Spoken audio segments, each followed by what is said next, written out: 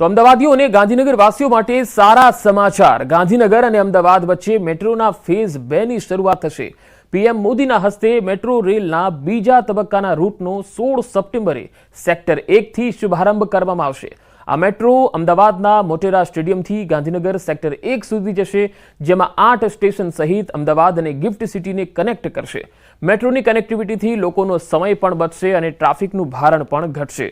16 તારીખે પીએમના હસ્તે લોકાર્પણ બાદ 17 તારીખથી મેટ્રો સેવા શરૂ થઈ જશે।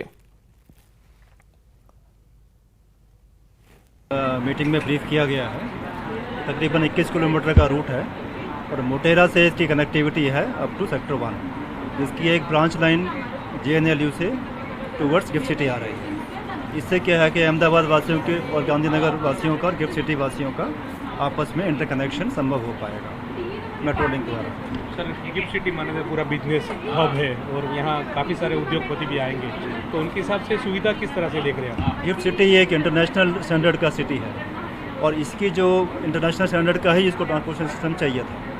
तो मेट्रो आज जैसा आपको विदित है कि ये इंटरनेशनल स्टैंडर्ड का सिस्टम होता है, तो इससे जो भी हमारे फॉरेन डिग्निटरीज आएंगे, फॉरेन बिजनेस के लोग आएंगे, उनको ये एक मेजर सोर्स ऑफ अट्रैक्शन भी रहेगा, प्लस उनके ट्रांसपोर्टेशन में बहुत ज़्यादा उनको सहूलियत होगी। तो गिफ्ट सिटी थी सेक्टर 1 सुधीनी मेट्रो सवारी તમે જોઈ રહ્યા છો કે જેની શરૂઆત થઈ ચૂકી છે અને તે શરૂઆત પ્રધાનમંત્રી નરેન્દ્ર મોદી 16 તારીખે કરાવશે। આ મેટ્રોથી સીધા ગાંધીનગર ગિફ્ટ સિટીના દ્રશ્ય જોઈ રહ્યા છો કે વિવિધ સ્ટેશનો જે છે 8 જેટલા સ્ટેશનો પર આ મેટ્રો જે છે તે ઊભી રહેવાની છે। 35 રૂપિયા આ ભાડું મિનિમમ ભાડું જે છે તે ભરી અને લોકો મેટ્રોની મુસાફરી માણી શકશે। એટલે કે અગાઉ અમદાવાદની અંદર આ મેટ્રોની કનેક્ટિવિટી હતી, હવે અમદાવાદથી ગાંધીનગરની મેટ્રો મુસાફરી કરવી હવે દૂર નથી। એટલે કે વિવિધ સ્ટેશનો જે છે તે જોઈ રહ્યા છો કે સંપૂર્ણ આ રૂટ મેટ્રો મોટેરા સ્ટેડિયમથી લઈ અને ગાંધીનગરના મહાત્મા ગાંધી મંદિર સુધીનો રૂટ જે છે તેની શરૂઆત થઈ ચૂકી છે।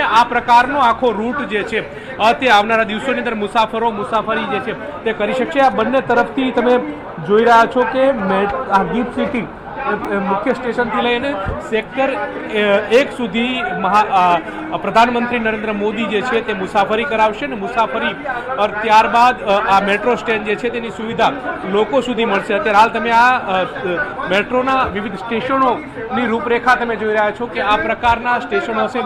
સેક્ટર 1નું સ્ટેશન છે, ઇન્ફોસિટી છે, ધોળાકુવા છે, રાંદેસર છે, રાયસણ છે, JNLU છે, મોટેરા સ્ટેડિયમ છે। એ જ રીતે ગિફ્ટ સિટીથી આ શરૂઆત થઈ છે, જે પીડીપીયુ બાદ JNLU, રાયસણ, રાંદેસણ, ધોળાકુવા, ઇન્ફોસિટી અને સેક્ટર 1 સુધીની મુસાફરી જે છે તે આવનારા દિવસોની મળશે ને નાગરિકોને હવે અમદાવાદથી ગાંધીનગરનું અંતર કે ગાંધીનગરમાં ગાંધીનગરનું અંતર કાપવું હોય તો જૂજ મિનિટોની અંદર કાપી શકશે। ટ્રાફિકનું ભારણ પણ નહીં રહે અને સીધી સુવિધા જે છે તે નાગરિકોને મુહૈયા થશે। કેમેરામેન હિરેન શાહ સાથે ગૌતમ શ્રીમાળી, ન્યૂઝ 18 ગુજરાતી, ગાંધીનગર।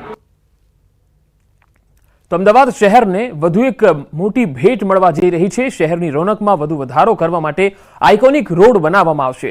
અંદાજિત 350 કરોડના ખર્ચે 7 ઝોનમાં એક આઇકોનિક રોડ બનાવવામાં આવશે। આ આઇકોનિક રોડની ખાતમુહૂર્ત પીએમ નરેન્દ્ર મોદીના હસ્તે કરવામાં આવશે। GMDC ગ્રાઉન્ડ ખાતે પીએમ મોદીના અભિવાદન સમારોહ દરમિયાન આ લોકાર્પણ અને ખાતમુહૂર્ત કરાશે।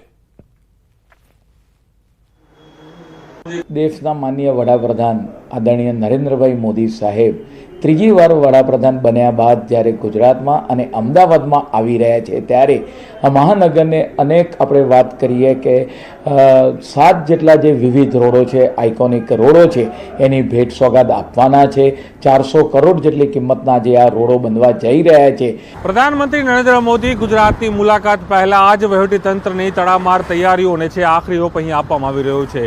પ્રધાનમંત્રી તરીકે નરેન્દ્ર મોદી ત્રીજો કાર્યકાળ કરી રહ્યા છે, ત્યારે તેમની પહેલી આ ગુજરાત મુલાકાત છે તે યાદગાર બને તેને લઈને ભારતીય જનતા પાર્ટી અને ગુજરાત સરકાર દ્વારા પણ વિશેષ કાર્યક્રમો છે તેની આયોજિત કરવામાં આવે છે। ત્યારે અમદાવાદ મહાનગરપાલિકા દ્વારા પણ અલગ વિકાસ કામો છે તે નરેન્દ્ર મોદીના હસ્તે તેનું લોકાર્પણ અને ખાતમુહૂર્ત થાય તે પ્રકારનું આયોજન કરાયું છે। ખાસ કરીને 7 આઇકોનિક રોડ જે બનવા જઈ રહ્યા છે 700 કરોડના ખર્ચે, તેના ખાતમુહૂર્ત છે પ્રધાનમંત્રી નરેન્દ્ર મોદી છે અહીં કરશે। એટલે કહી શકાય કે અમદાવાદીઓને વધુ એક વિકાસલક્ષી ભેટ છે એ પ્રધાનમંત્રી નરેન્દ્ર મોદીના હાથે અહીં આપવામાં આવશે। ખાસ કરીને 15મી તારીખે તેઓ અહીં પહોંચવાના છે।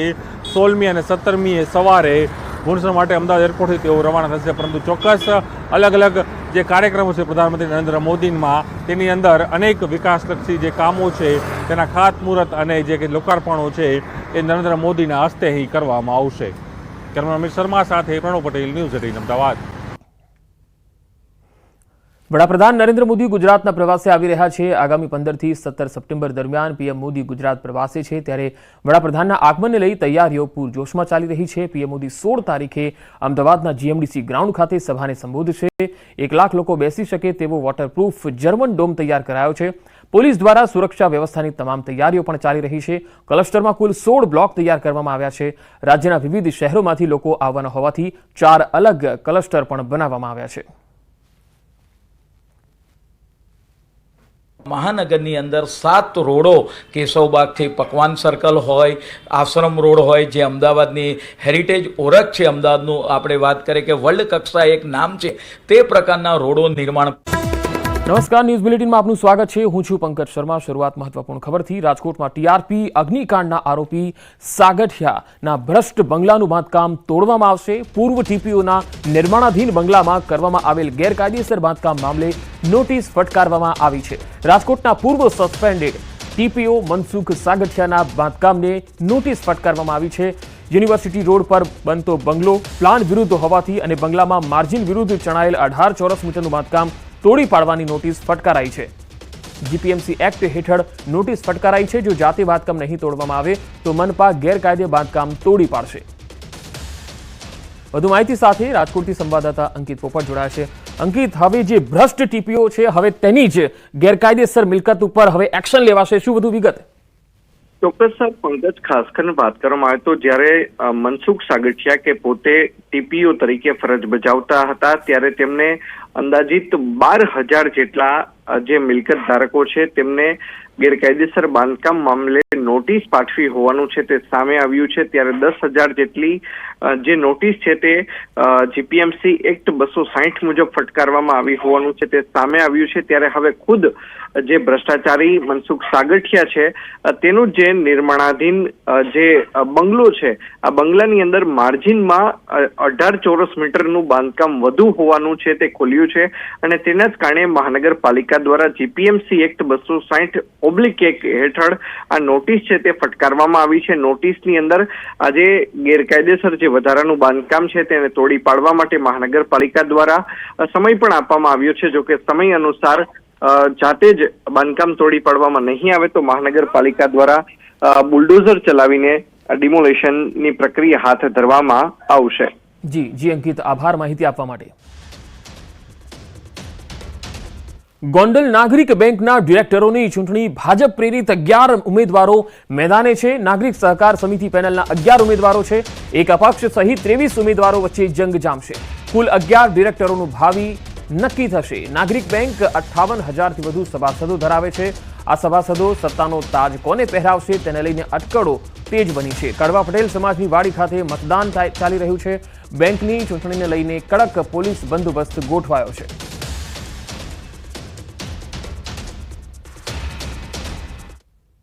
સુરેન્દ્રનગર જિલ્લાના સાયલામાં ગત મોડી રાત્રે એક રહેણાંક મકાન પર ફાયરિંગ થયું. સાયલાના સુદામડા ગામે રહેણાંક મકાન પર અજાણ્યા શખ્સોએ ફાયરિંગ કર્યું.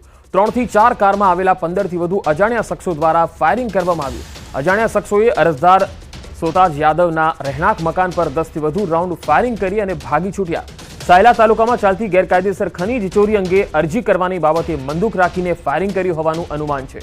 ઘટનાને પગલે DYSP, LCB, SOG, Sayla police સહિતનો સ્ટાફ ઘટના સ્થળે પહોંચી વધુ તપાસ હાથ ધરી હતી.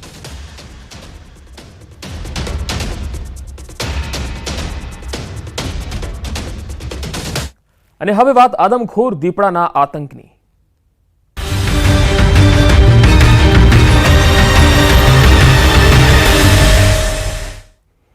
અમરેલી જિલ્લાના ગીરકાંઠાના ગામોમાં જંગલી પશુઓએ આતંક મચાવ્યો. ધારીના જળજીવડી ગામમાં મોડી રાત્રે દીપડો ઘૂસી આવ્યો.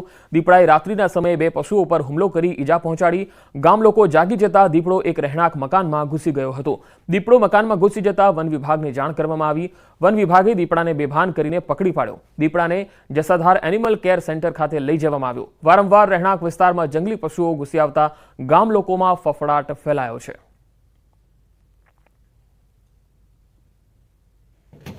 પાલા ઉપરથી મેં કીધું બળો લઈને જોવા ગયો તો ત્યાંથી સીધી દોડ દીધી દાદા હાની. પછી દાદાની અડી દીધી હું સીધો ગયો આગળ વારવા તો સીધો ઓલી ડેલી અમે દોડ દીધી એટલે દાદા બસી ગયા.